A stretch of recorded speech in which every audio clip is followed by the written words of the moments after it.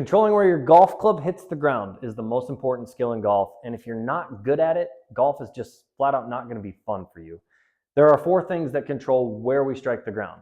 Number 1 is our mass location. What do I mean by that? I mean that if I move my mass way off the golf ball or way toward the trail side, I have to move it quite a long ways back to get my low point programmed more in front of the ball. If I'm a golfer who makes this big lateral move off the ball and I don't move back, I'm going to have 0 chance to hit ball then ground, right? So very simply put, when you're making a backswing, ensure that your trail hip is not rocking too far outside your trail foot.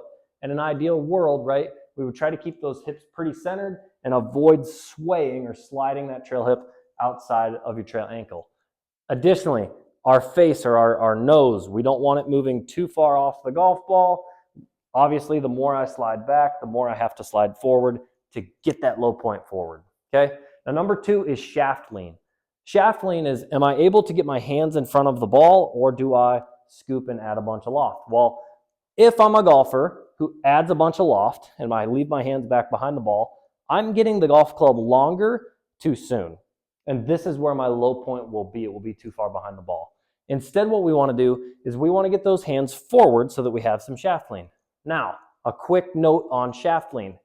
If your club face is wide open, meaning pointing up to the sky in the downswing, it is going to be outrageously hard for you to get your hands forward. Why? Well, if I have this club face super open and I stay in posture and I deliver all this shaft lean, well, you can see that that golf club points a mile to the right. So what you've learned to do, and if you have an open face and you have no shaft lean, this is you.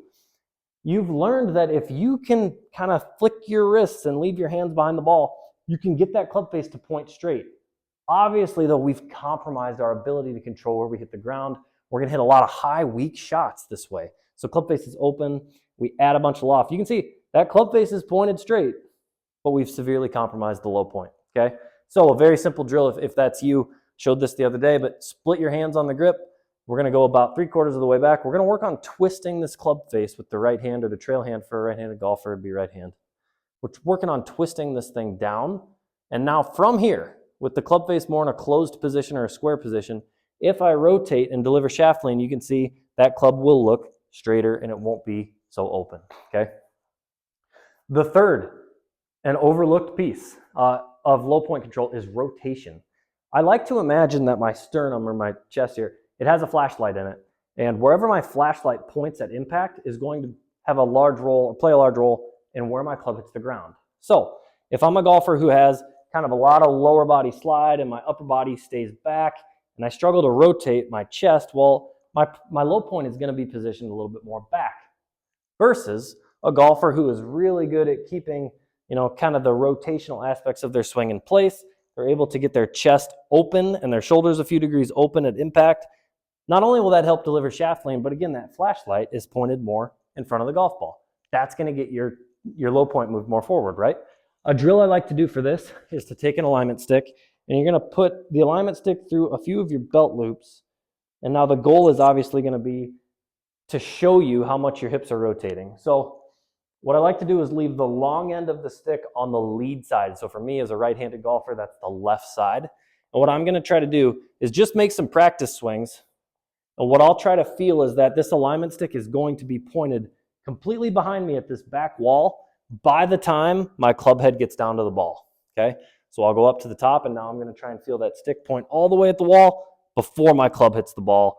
That's going to be that feeling of rotating. You're going to notice that really gets your body twisting. That's going to move that low point forward, okay?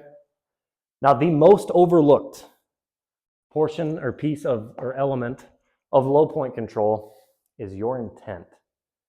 Your intent or your intention on what you're doing plays such a large role, and it's overlooked. If I had a line here and I made you put the line way up in front of your lead foot, almost where a driver would be positioned, and I gave you a 3-iron, and I said, hey, if you hit back here, you owe me $1 million. But if you hit up here, I'll give you $1 million. I promise all of you would make a little swing, you'd slide forward, you'd rotate, you'd get some shaft lean, and you'd tap the grass up here. Maybe a baby swing. But your intent was the only thing on your mind. You were just trying to land the club where you were trying to land it. You weren't worried about your rotation and your shaft lean. It may have happened, or your brain or your body self-organized all those components to get your club to land where you wanted to. And that's really the power of intent. So a really good drill, draw a line, take a stick, something, and place it where you would normally have an iron ball position, and simply make swings paying attention to where your club contacts the ground. Okay, so again, small divots are your goal with a 7-iron, 6-iron, whatever, but we're just going to try and make some swings and pay attention to where our divots start with that line. The intention is to get the divot to start just slightly after the line. Okay, so it would look like this. Obviously, I'm not going to hit a ball, but swings, and we're just trying to get the club to land barely in front of the line. That's going to ensure that awesome ball turf contact. So pay attention to those 4 elements. They could help you out a lot. Thanks for watching.